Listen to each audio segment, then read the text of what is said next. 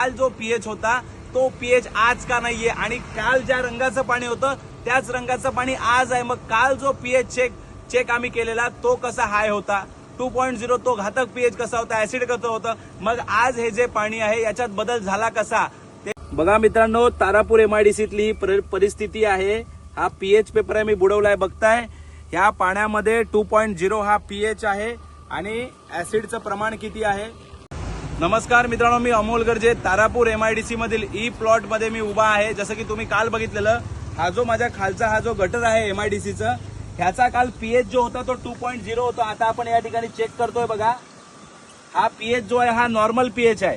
काल या ठिकाणी 2.0 पीएच होता आणि आज हा जो पीएच आहे हा तुम्ही बघताय हा नॉर्मल आहे। काल हा पेपर टाकल्याच्या नंतर अक्षरशः लगेच त्वरित रंग बदलत होता। तो कालचा आम्ही या ठिकाणी ठेवलेला पेपर पण आहे। गोष्ट मला कळते की या ठिकाणचं असलेलं एमपीसीबीचं जे प्रशासनच आहे ना, ते बोलतात ना गंगाधरी शक्तिमान आहे, अशी गत ह्या तारापूर एमआयडीसीतल्या एमपीसीबीच्या अधिकाऱ्यांची झालेली आहे।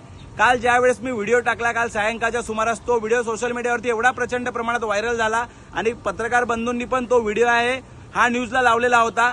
म्हणून एमपीसीबीच्या प्रशासनाने थेट कुठली कंपनी आहे, काय आहे, ही केमिकल सोडते हे आम्हाला माहित नाही। या ठिकाणी आम्ही आसपासच्या परिसरात पाहणी केली असता कुठल्या नाल्यातून पुढे हे केमिकल येते तर कुठून हे रिव्हर्स जाते। पण मुळात ज्या तारापूर एमआयडीसीच्या अधिकाऱ्यांचं काम आहे की त्यांच्या गटारामध्ये फक्त पावसाचं पाणी वाहून नेण्यासाठी हे गटार असतात। एमपीसीबीचे जे इथले जे प्रशासनातले जे अधिकारी आहेत, जे मी वारंवार बोलतो की हे हप्तेखोर आहेत, यांचे आणि कारखान्यांचे साठे लोटे बांधलेले आहेत। पण मला एक गोष्ट म्हणायची आहे, तारापूर एमआयडीसीच्या उपअभियंता संकेत साहेबांना, साहेब आपल्या एमआयडीसीच्या नाल्यामध्ये हे का, सीईटीपी मध्ये का नाही, कंपन्यांना परवानगी जर दिली प्रशासनाने तर त्या सीईटीपी मध्ये सोडतील ना एटीपी फिल्टर करून। पण या ठिकाणी सर्रासपणे उघड्यावरती हे गटारामध्ये घातक रसायन टाकलेलं आहे। पण काल याचा पीएच हार्ड होता, आज याचा पीएच नॉर्मल कसा हे बघण्यासारखं आहे। असं तर नाही की आम्ही काल पेपराची अदलाबदली केली, असं काहीच नव्हतं। तोच पीएच काल तुमच्या समोर व्हिडिओत बुडवलेला आणि आज पण तोच बुडवलेला, तरी सुद्धा हा धक्कादायक प्रकार गंगाधरी शक्तिमान आहे।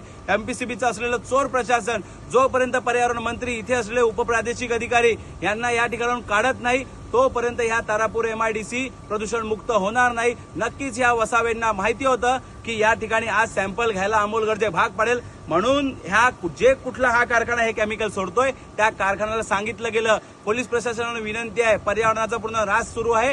ह्या राजू वसावे ह्या एमपीसीबीच्या अधिकाऱ्यांचे आणि कंपन्यांचे कॉल डिटेल्स काढा। नक्की ह्याच्या मागे कोणाचं षडयंत्र आहे, एमआयडीसीचं आहे की एमपीसीबीचं आहे की कारखानदार स्वतः हप्ते देऊन हे जे चाललेली ही जे प्रकार आहे हा करायला एमपीसीबीचे अधिकारी स्वतः कंपन्यांना भाग पाडतात का? आता हे बघण्यासारखं आहे की हे कोणाच्या आशीर्वादाने सुरू आहे। धन्यवाद।